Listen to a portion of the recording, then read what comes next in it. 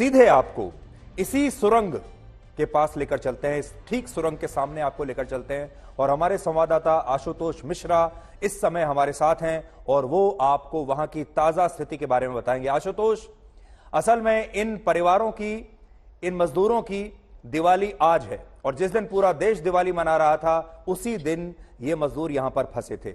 आप पूरे देश को इस समय बताइए कि वहां से आपके पास क्या शुभ समाचार है, क्या अच्छी खबर है। सारे 41 बाहर आ चुके हैं और 2 सेट जो एम्बुलेंस है 5-5 की वो ग्रीन कॉरिडोर के जरिए 46 और 35 किलोमीटर जा चुकी है। तीसरी जो है इंतजार कर रही है, आगे पुलिस एस्कॉर्ट लगा हुआ है और उनके परिवार के लोग, देखिए आज वो लम्हा था जब उनको अपने परिवार से मिलना था।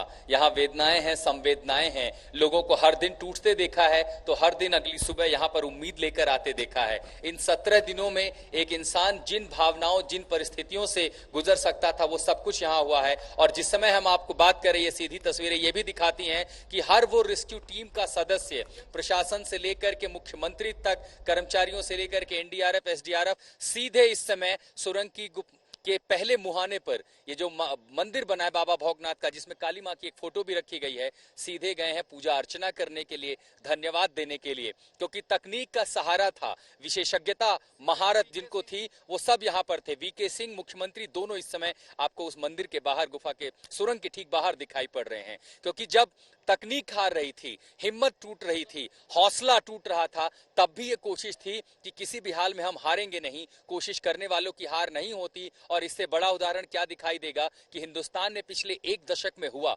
इस तरह का अपने आप में एक सबसे मुश्किल रेस्क्यू ऑपरेशन, 17 दिन, और आपने जिक्र किया 400 घंटों का। उन 400 घंटों में हर बार नई रणनीति बनती थी, हर शाम रणनीति विफल हो जाती थी। हर सुबह उम्मीद लेकर के आते थे, शाम नाउम्मीदी लगती थी, लेकिन उम्मीद जिंदा थी, उम्मीद की कुछ करेंगे जरूर, कोशिश करेंगे जरूर। परिवारजन आते थे, मिलते थे, बात करते थे। मैं वो तस्वीर तुलना करता हूं कि एक 60 मीटर लंबी पाइप में एक तरफ से चिल्लाना कि कैसे हो और दूसरी तरफ की आवाज आती थी कि हाँ बस ठीक हूं। वो दोस्त और 3 शब्दों के अलावा अगर कुछ भी कहते तो समझना मुश्किल था। लेकिन 7-8 दिनों के इंतजार के बाद जब पहला लाइफलाइन मिली, जब एक 6 इंच मोटी पाइप अंदर भेजी गई जिसके जरिए एक माइक्रोफोन और एक स्पीकर भेजा गया, तब उनसे स्पष्ट जो है संदेश आना शुरू हुआ, बातचीत शुरू हुई, उन तक खाना पहुंचना शुरू हो गया। 7-8 दिन तक सिर्फ ड्राई फ्रूट और कुरमुरे खा करके अंदर जीवित रहना, जब शरीर कमजोर पड़ने लगा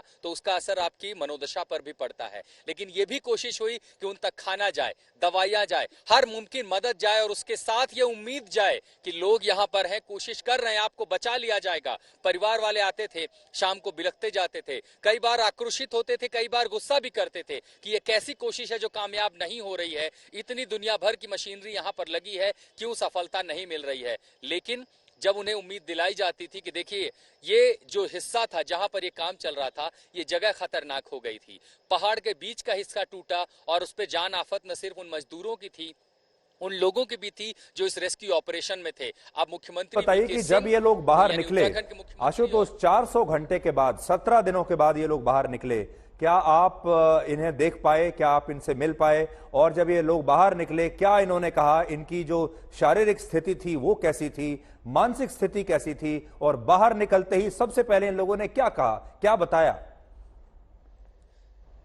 17 दिनों के बाद उन्होंने इतना उजाला देखा था अपने सामने कि उनकी आंखें चौधियाई थी। जब वो बाहर निकले ना, उस पाइप के बाहर उन्हें खींचा गया स्ट्रेचर से, तो जयकारे लगे भारत माता की जय के। अंदर एनडीआरएफ, एसडीआरएफ के कर्मी थे, तालियों से गूंज उठी थी। और सुरंग के 200 मीटर वो ऑपरेशन चल रहा था, लेकिन मैं आवाज यहाँ ऊंचाई पे खड़े होकर के सुन रहा था। और जब वो बाहर निकले, वो तस्वीरें अब तक पहुंचे, लेकिन उसके पहले वो हाव भाव हम तक पहुंचे। वो सब हाथ जोड़ करके अभिवादन कर रहे थे उन तमाम लोगों का जिन्होंने उनकी जिंदगी बचाई थी। और इससे बड़ा और क्या हो सकती थी कृतज्ञता उनके प्रति जिन्होंने उनकी जिंदगी बचाई, हर मुमकिन कोशिश की। और वो तमाम मजदूर भी जो तकनीक से आगे बढ़ करके देश की जो देसी तरीका था, कन्वेंशनल मेथड, वही देसी हथियार औजार लेकर अपनी जान की परवाह किए बिना इस सुरंग में घुस गए और ये कहा कि कुछ भी हो जाए, नहीं चाहिए ऑक्सीजन, नहीं चाहिए बिजली, नहीं खाएंगे खाना, पहले उन्हें बचाएंगे। और वो तमाम कोशिशें कामयाब हुई है। जिस समय हम बात कर रहे हैं, उम्मीद कर रहे हैं संभवतः उत्तराखंड के मुख्यमंत्री और केंद्रीय राज्य मंत्री पीके सिंह आगे हैं,